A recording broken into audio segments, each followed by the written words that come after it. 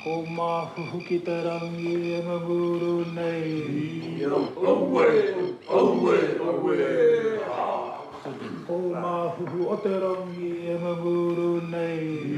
Owe, owe, owe. Kātahi te honore nui ko te kōwhiria ou, hei Kaihoe. The continuous volume, it's like a wave, eh? That's what we want to create. Anei te wāhanga. He tōtō pū ngā whakangungu i ngā karakia ki ngā haka e whakatau ana i te taki o te hoe. Au. Aue. Au. Aue. He wāhanga katoa e nei no te haerenga o Ngāti Whātua i a rātau e tatari ana ki arite tō rātau wakataua hou. Ka neke ne, pārukuru. Nuku ka neke neke. Titiro ki ngā waio. Koe te mata e horane. Me te pipi wharoa. Tata o te pai. Tata o te pai.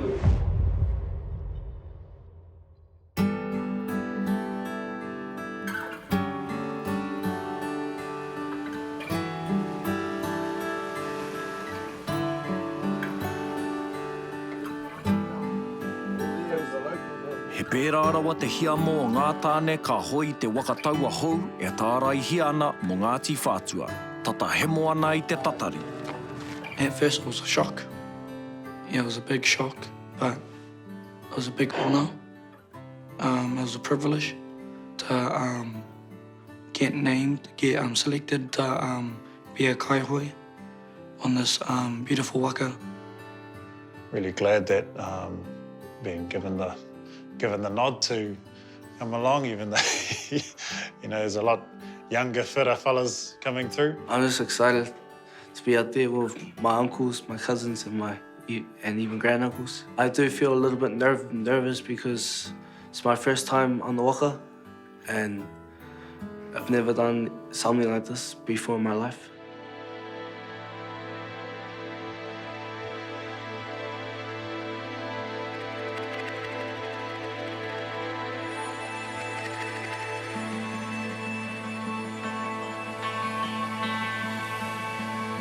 E hara te wakataua i te wakanoa.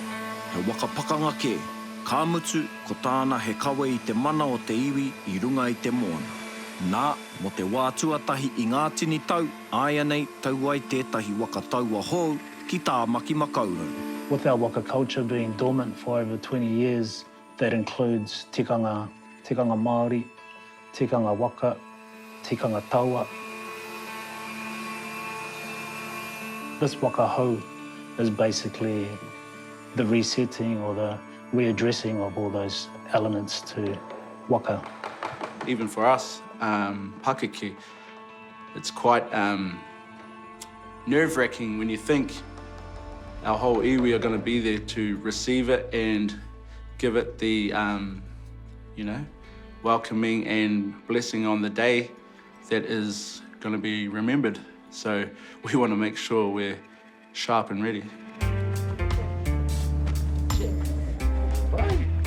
Ko te upoko o te ngahuru, a e kaha ana te karawhiua o ngā whakangungu. Ko Rex Hawk te kaihautu o mua o te wakataua whakamutunga o Ngāti Whātua o Māhuhu. Kua ngaro atu i te wai, mai anō i te tauru amano. Mind you, the clock's ticking, right? Cha-ching. I nā ia nei, ko ia hei kaituku i ōna mātauranga ki te reanga hou. This was carried on Mahu o te rangi and will be carried on the wakahau. This mana is in the people who have held this. Te ao, te pō, night and day. This is the name of this hoi. It will be carried. This will be the Mahuhu representation on our wakahau. We've got a couple of our experienced uncles, and their knowledge is needed and necessary, and their strictness and unwavering teachings and learnings towards the tikanga around waka. Te waka kiari te hiha. You go into Popotahi, right? Straight up. Then you'll hear the command, te waka kia rite. Your response will be, anana koeho ki. Then you will hear, rite kia rite. And then you hook. Had that massive gap where almost a generation hasn't grown up with the knowledge that exists around this idea of a waka taua. And it's not just sitting in a boat and paddling. You know, there's practices around that, around understanding the water. There's the calls, knowing how to work together on a boat and listening to whoever the leaders are. There's steering it, there's looking after the boat afterwards. And then there's the karakia that we learn that are specific to the idea of waka. So it's its own knowledge set. It's one part of a library that's been missing for ages, and we found the keys to the door to open it up again. Very lightly. That's your beat. Ko Dave Harriman te kaihautu o te waka taua hou. Kua roa mārika ia e whakaako ana I te waka ama. Those are just basic commands which we'll work on today. Pass it back over to you, Davey. Grab us 12 life jackets, 4 bailers, and then just get ready your hoi. Engari, he momo ke te waka taua. Rangona ana e Dave te āmai mai o te rangi tuatahi I te taha moana. Yeah, today's our first gathering, our first training. Yep, lots of nerves, definitely lots of nerves. We've got our due date, our delivery date for our waka, so we've got 2 months to prepare ourselves. Some of us are Kaihoe, some of us are haka, and it's just about marrying the two worlds to make sure we do justice to our waka when we receive it. E harai te mea ko te ārahi te waka hou anake, hei hai papa mōna.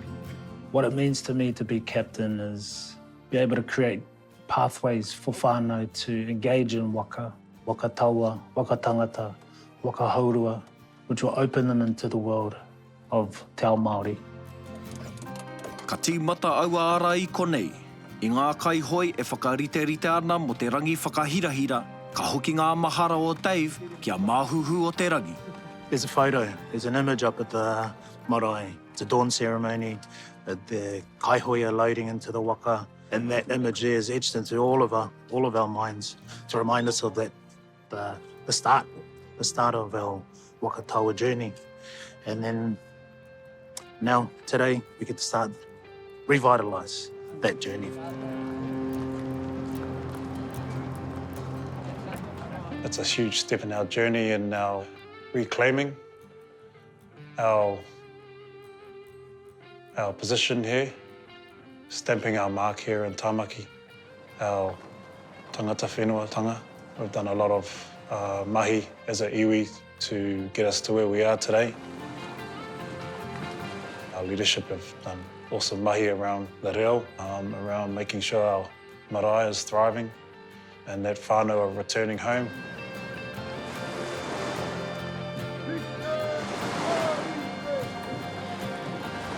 It's been a really rapid development that we've seen the return of our reo, our expertise in customary practices like karanga and whaikōrero and karakia. We got our weaponry school.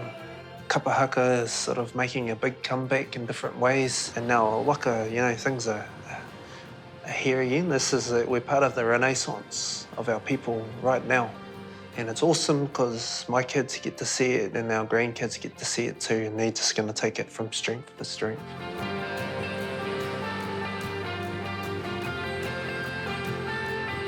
I just want to acknowledge all those kaihoe before us that paved the way. He mihi aroa ki a koutou. It's our turn now to lead our waka presence on the Waitemata.